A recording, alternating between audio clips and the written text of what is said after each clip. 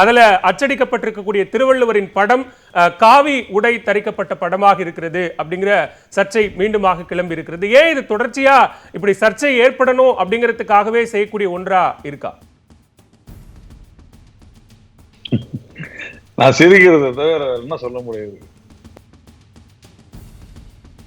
அஇஅதிமுகவை சேர்ந்த முன்னாள் அமைச்சர் ஆர் பி உதயகுமார் என்ன சொல்றாருன்னா, தேர்தல் முடிவுகளுக்கு பிறகாக எடப்பாடி பழனிசாமி யாரை கை காட்டுகிறாரோ அவர்தான் பிரதமர் அப்படிங்கிற ஒரு கருத்தை தெரிவித்திருக்கிறார். அதை எப்படி பார்க்கிறீங்க? முதல்ல அவங்க எதனா ஒரு பாராளுமன்ற உறுப்பினரை அவங்களால கொடுக்க முடியுமான்னு பார்ப்போம். இல்ல, அதுக்கும் கூட காங்கிரஸ் தலைவர் ராகுல் காந்தி கேள்வி எழுப்புறாரு. அப்படி ஒரு அருள் இருந்தா ஏன் கொரோனா காலத்துல தட்டை தட்டி ஒலி எழுப்புங்கள் அப்படின்லாம் ஏன் சொன்னீங்க? உங்களுக்கு தான் அருள் இருக்கு, நீங்களே மக்களை காப்பாற்றி இருக்கலாமே அப்படின்னு கேட்கிறாரு. ராமரையே ஒரு மாயை அப்படின்னு சொன்ன ஒரு கட்சியை சேர்ந்தவர்கள் காங்கிரஸ் கட்சியினர். அவர்கள் நாத்திகம் பேசுகிறவர்கள். அவர்களுக்கு இறை நம்பிக்கை, குறிப்பாக இந்து மதத்தில நம்பிக்கை கிடையாது. குறிப்பாக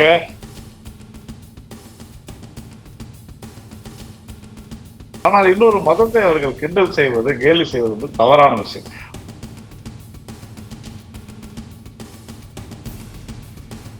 இப்ப அவங்க பிரதமர் பேசுனதை ஒழுங்கா புரிஞ்சுக்கணும்னா ஸ்டாலினும் சீமானும் ஹிந்தி கத்துக்கணும்.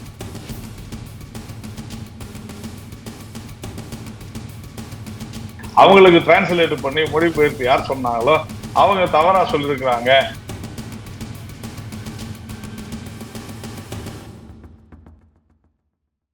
வரவேற்கிறோம். இந்த நேர்காணலில் நம்மோடு இணைந்திருக்கிறார் பாரதிய ஜனதா கட்சியின் மாநில துணைத் தலைவர் திரு நாராயணன் திருப்பதி அவர்கள். உங்கள் சார்பில் அவரை வரவேற்கலாம். சார் வணக்கம். 6ஆம் கட்ட தேர்தலுக்கான பரப்புரை பரபரப்பாக நிறைவடைந்திருக்கிறது. கிட்டத்தட்ட 4ஆம் கட்ட முடிவுகளை வாக்குப்பதிவை தாண்டின உடனே பாஜக தங்களுடைய பெரும்பான்மை இடத்தை தாண்டிட்டோம் அப்படின்னு சொன்னீங்க. 6ஆம் கட்ட தேர்தல் தற்போதைய நிலை என்ன சார்? பாரதிய ஜனதா கட்சி தேசிய ஜனநாயக கூட்டணி 400 இடங்களை பெறும் என்று தேர்தலுக்கு முன்னிருந்தே சொல்லி வருகிறோம்.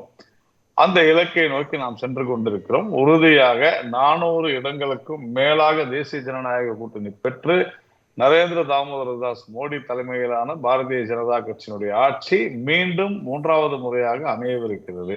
இதுதான் முதல் கட்டத்திலிருந்து இன்று வரையிலும் இருக்கக்கூடிய 6வது கட்டம் இருக்கக்கூடிய நிலை. தொடர்ச்சியா பாஜக முன்வைக்கக்கூடிய இந்த முழக்கத்தை ஒவ்வொரு கட்டத்திலும் பிரதமர் மேற்கொள்ளக்கூடிய பரப்புரை, அவர் அளிக்கக்கூடிய நேர்காணல்கள் மூலமாக அந்த இடம் ரிவர்ஸ்ல குறைஞ்சிக்கிட்டு வருது அப்படிங்கிற மாதிரியான விமர்சனத்தை காங்கிரஸ் முன்வைக்கிறாங்க. அதை எப்படி பாக்குறீங்க? இல்ல, வேற நீங்க என்ன எதிர்பார்க்கிறீங்க? ஆமாம் 400 இடங்களை பெற்று விடுவார்கள் என்று காங்கிரஸ் சொல்வார்கள் என்று எதிர்பார்க்கிறீர்களா? எதிர்கட்சியினர் அப்படித்தான் பேசுவார்கள். ஜெயிக்காதுன்னு தான் சொல்லுவாங்க. அது அவர்களுடைய விருப்பம். கடந்த முறை சொன்னார்கள் பாரதிய ஜனதா கட்சி ஜெயிக்காதுன்னு. 300 இடங்களை பெறும் என்று சொன்னாங்க. 300 இடங்களா என்று ஆச்சரியமா கேட்டாங்க. 300க்கும் அதிகமான இடங்களை பெற்றோம். இப்பொழுது 400 இடங்கள் என்று சொல்கிறோம். 400 இடங்களுக்கும் அதிகமான இடங்களை பெறுவோம். அடுத்த தேர்தலில் 500 இடங்கள் என்று சொல்வோம். 500க்கும் அதிகமான இடங்களை பெறுவோம். இதுதான் உண்மை. இல்ல, ஆனா இந்த தேர்தலில் பிரதமர் மேற்கொள்ளக்கூடிய பரப்புரை தான் பாஜகவுக்கு ஒரு பெரிய செட்பேக்கை ஏற்படுத்துது. அதுபோன்று தொடர்ச்சியாக பிரதமர் பேசிக்கொண்டே இருக்கிறார் அப்படிங்கிற விமர்சனத்தை தானே முன்வைக்கிறாங்க.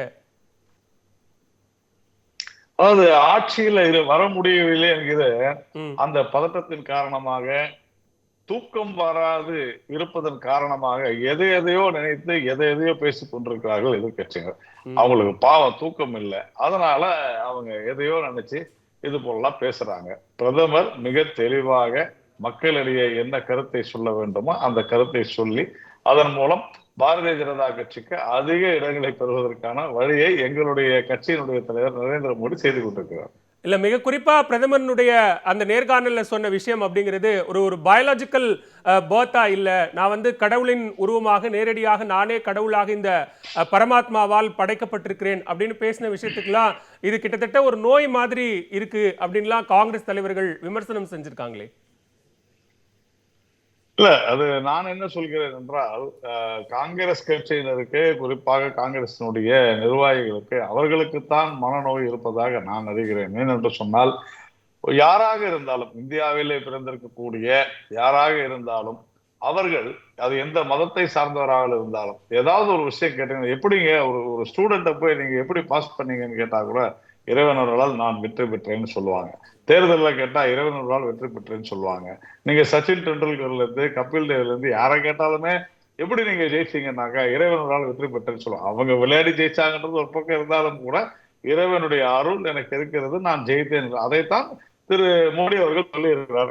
சில பேர் காங்கிரஸ்காரர்கள் அதுக்கும் கூட காங்கிரஸ் தலைவர் ராகுல் காந்தி இல்ல ராமரையே இல்ல அதுக்கும் கூட காங்கிரஸ் தலைவர் ராகுல் காந்தி கேள்வி எழுப்புறாரு.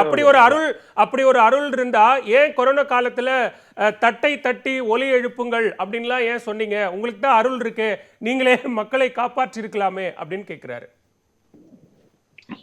அதாவது பாலவேல், நீங்க ஒரு விஷயம் நல்லா புரிஞ்சுக்கணும்.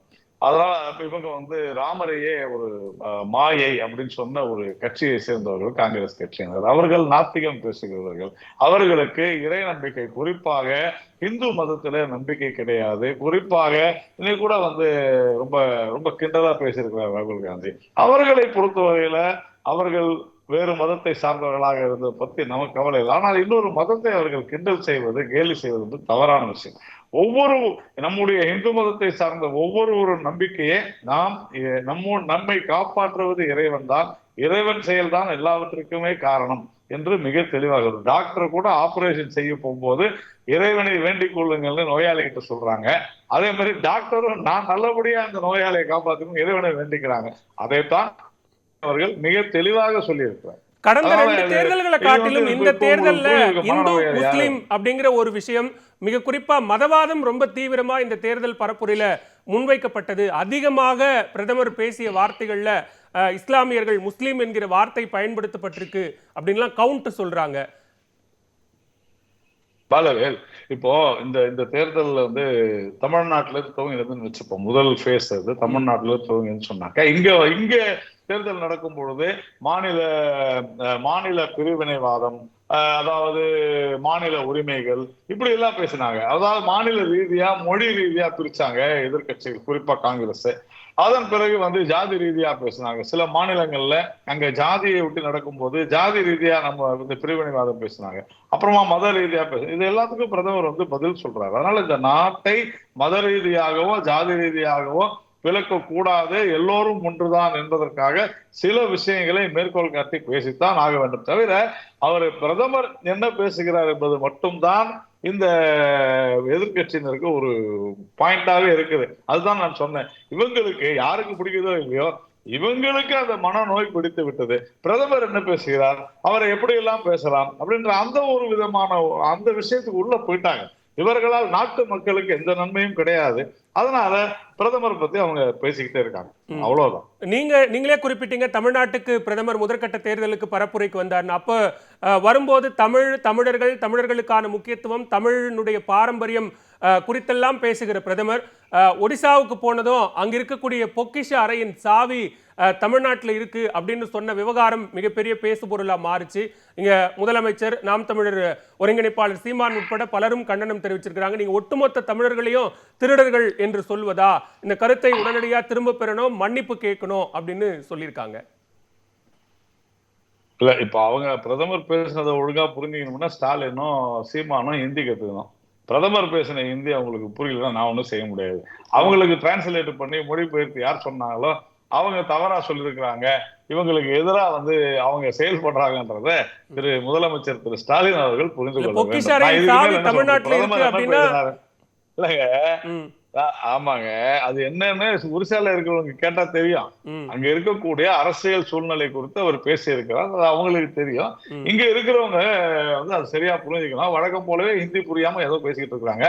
இந்த கடவுள் அப்படின்னு சொன்ன விஷயத்துல கூட ஹிந்தி என்னன்னு தெரியாதுதான் பேசியிருக்கிறாங்க, அல்லது தெரிந்து கொண்டே வேண்டும் என்ற பிரதமர் மீது ஒரு பழி சுமத்த வேண்டும் என்று சொல்லுங்க உள்நோக்கத்தோடு பேசுகிறார்கள். இதுக்கு மேல அதுல ஒண்ணும் கிடையாது. இல்ல, இப்போ ஒடிசால வி.கே. பாண்டியன் குறித்து பிரதமர் பேசுறாருன்னா நேரடியா அவருடைய பெயரை சொல்லியே சொல்லியிருக்கலாம். ஒட்டுமொத்தமாக தமிழர்கள் அல்லது தமிழ்நாடு அப்படின்னு அடையாளப்படுத்தும் போது ஒரு ஸ்டேட்டை ஒரு திருடு போன, காணாமல் போன ஒரு பொருள் தமிழ்நாட்டுல இருக்கு அப்படின்னா காணாம போற பொருள்லாம் தமிழ்நாட்டுல தான் இருக்குங்கிற மாதிரியான அர்த்தமாகுது இல்லையா? இல்லைங்க, இப்போ தமிழர்கள் என்று எந்த இடத்திலும் பிரதமர் சொன்னதாக எனக்கு தெரியவில்லை. அது தமிழ்நாட்டுக்கு போயிருக்குமான்றது, எதை குறித்து அவர் சொன்னார்ன்றது எல்லாருக்கும் தெரியும். நீங்களே இப்ப நான் வந்து பாண்டியன்ற பேரே நான் சொல்லல, நீங்க நான் தான் சொல்றேன். அப்படி சொல்றதுன்னா அவர் அந்த பெயரை மட்டும் குறிப்பிட்டு சொல்லிருக்கலாமே. அரசியல் தெரிஞ்சிருக்கு. இல்ல அதாங்க, பிரதமர் என்ன சொல்ல வேண்டும், எப்படி பேச வேண்டும் என்று நீங்களோ நானோ சொல்ல வேண்டிய அவசியம் இல்ல.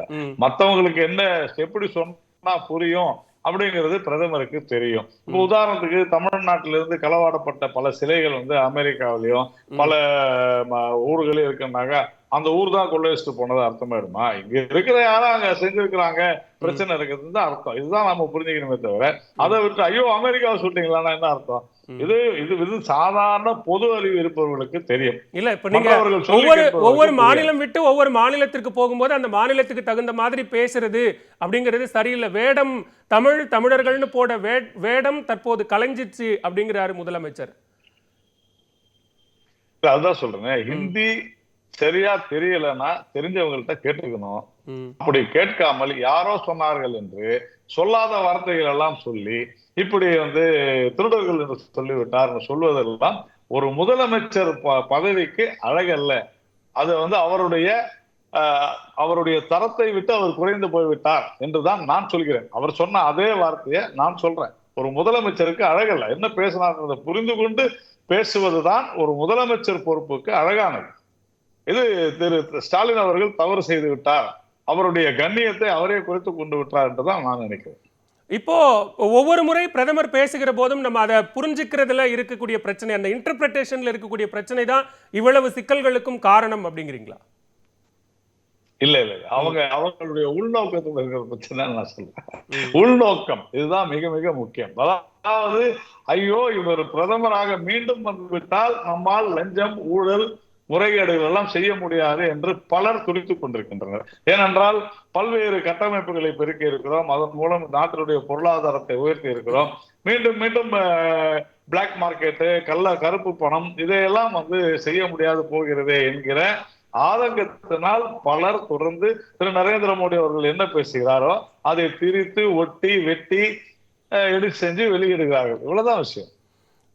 மிக குறிப்பா ராகுல் காந்தி முன்வைக்கிற குற்றச்சாட்டுகள்ல இன்னொரு பிரதானமான குற்றச்சாட்டு, ஊழல் தொடர்பான விவகாரங்கள்ல ஒரு இரட்டை நிலைப்பாட்டை, இரட்டை வேடத்தை பாஜக போடுகிறது. மிக குறிப்பா அதானி விவகாரத்தை, அந்த நிலக்கரி ஒதுக்கீட்டு விவகாரத்தை மேற்கோள் காட்டி பேசியிருக்கிறார். அது தொடர்பாக உங்களுடைய கருத்து? இல்ல, அதானி விவகாரம் நேற்று பைனான்சியல் எக்ஸ்பிரஸ் நினைக்கிறேன் வந்துச்சு. இன்னைக்கு அவங்க அதை மறுப்பு கொடுத்துருக்காங்க. அவங்க கூட இது ஏதோ நடந்திருக்குன்னு சொல்லலாம். அவங்க வந்து இது போல வந்து சந்தேகிக்கிறோம் அப்படின்னு சொல்லியிருக்கலாம். அப்படிதான் நான் படிச்ச வரலாம் பார்த்தேன். அதுல நான் சரியா மொழிபெயர்த்த வரைக்கும் அப்படிதான் இருந்துச்சு. ஆனால் அதற்கு உண்டான விளக்கத்தை இன்று அதானி, சரி இதெல்லாம் ரைட்டு, நான் என்ன சொல்றேன், இது எந்த மாநிலத்தை பொறுத்தவரையில இருக்குது? தமிழ்நாட்டை பொறுத்துதான் இருக்கு பல்லவேல். ஏன் இன்னும் திமுக வந்து அதற்குண்டான விளக்கத்தை கொடுக்கல? திமுக அரசாங்கம் இதுக்கு விளக்கம் கொடுத்துருக்கணுமா வேணாமா? இல்ல அதிமுக ஆட்சி காலத்துல நடந்தது திமுக ஒத்துக்குதா? நான் கேட்பது அதனாலதான் அரசுன்னு சொன்னேன். திமுக அரசுன்னு சொன்னேன்.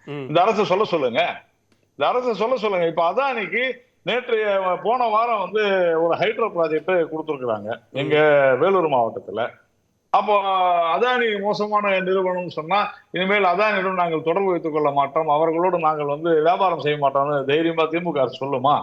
நான் கேட்கிறேன், ஏன் நீங்க 50,000 கோடிக்கு புரிந்துணர்வு ஒப்பந்தம் போட்டீங்க? அம்பானி கூட ஏன் போட்டீங்க? அதானி அம்பானி தான் மோடிக்கு நண்பர்கள்ல, திமுக மேல எழுதி கொடுக்குமா?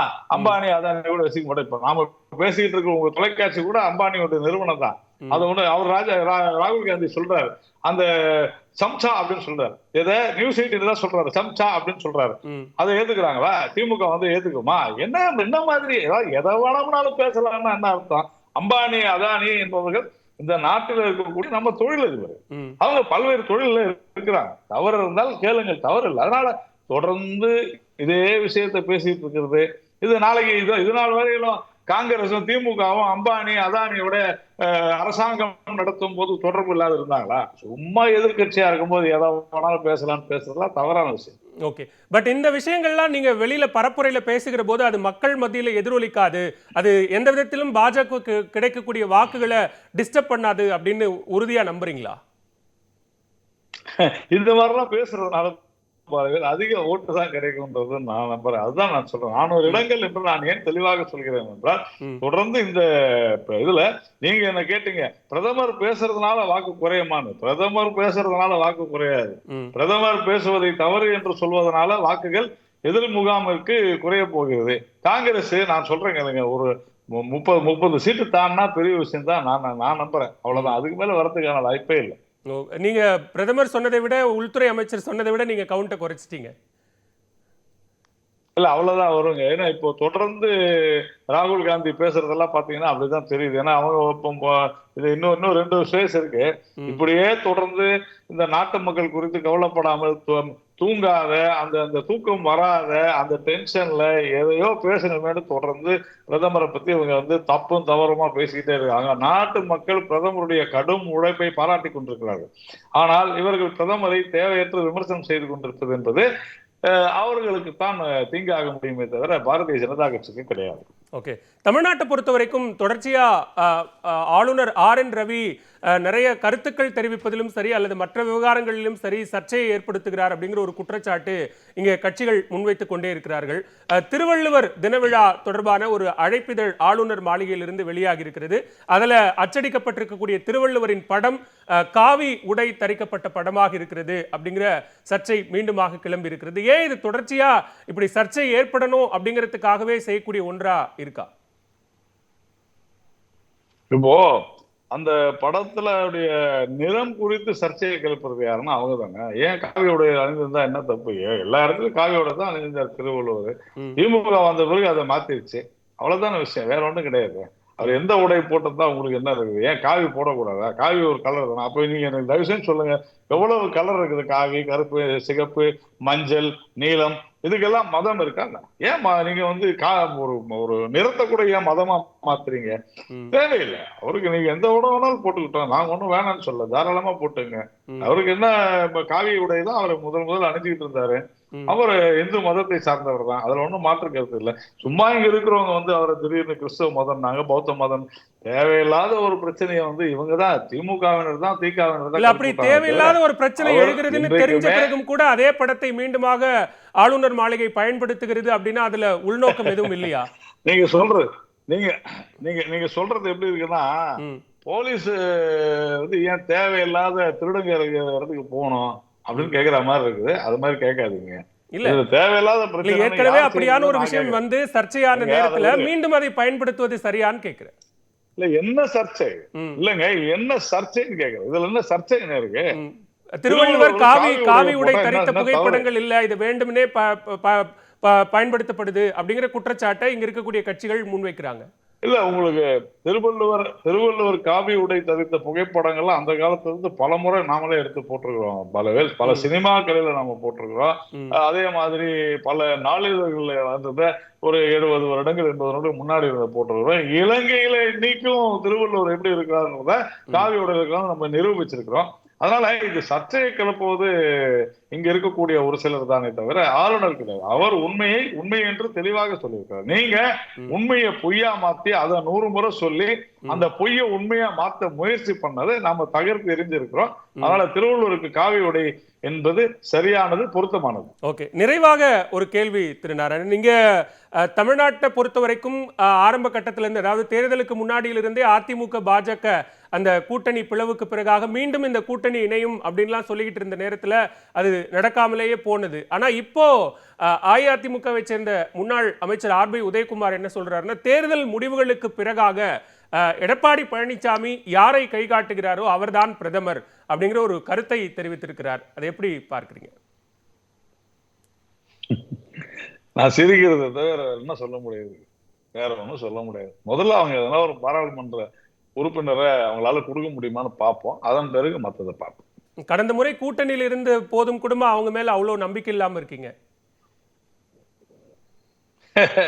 இன்னைக்கு இருக்கக்கூடிய சூழ்நிலையில நாம அப்படிதான் சொல்ல முடியும். நாம தேசிய ஜனநாயக கூட்டணி பல இடங்கள்ல நாங்க நின்றிருக்கிறோம், போட்டிட்டு இருக்கிறோம். அதிக இடங்களில் வெற்றி பெறுவோம் என்றுதான் நான் உறுதியாக எண்ணுகிறேன். அதனால அவர்களுடைய அந்த நம்பிக்கை அவங்களுக்கு இருக்கலாம் ஒரு கட்சியா. அதே மாதிரி எனக்கும் நம்பிக்கை இருக்கிறது. அவர்கள் எத்தனை இடங்களை வெல்வார்கள் என்று. ஆனால் அது எலெக்ஷன் தேர்தல் முடிவுகள் வந்த பிறகு பார்ப்போம். அதிமுக ரொம்ப அண்டர் எஸ்டிமேட் பண்றீங்களா? இல்ல அண்டர் எஸ்டிமேட் எல்லாம் பண்ணலங்க. நாங்க வந்து ஒரு தேசிய ஜனநாயக கூட்டணி நாங்க எல்லா இடங்களிலும் போட்டியிட்டு இருக்கிறோம். அனைத்து இடங்களும் நாங்கள் வெற்றி பெறுவோம் என்று சொன்னால் மற்றவங்க தோப்பாங்க வரமாட்டாங்கன்னு தான் அர்த்தம். இதுல என்ன அண்டர் எஸ்டிமேட்? நான் எங்களை நல்லா எஸ்டிமேட் பண்ணிக்கிறேன்னு நான் சொல்றேன், அவ்வளவுதான். ஓகே, நிச்சயம் பொறுத்திருந்து பார்ப்போம். தற்போதைய அரசியல் சூழல் குறித்த பல்வேறு கேள்விகளுக்கும் நேரலில் இணைந்து பதிலளித்தமைக்கு மிக்க நன்றி திரு நாராயணன். நன்றி பாரதி. மீண்டும் மற்றொரு நேர்காணலில் சந்திப்போம். நன்றி, வணக்கம்.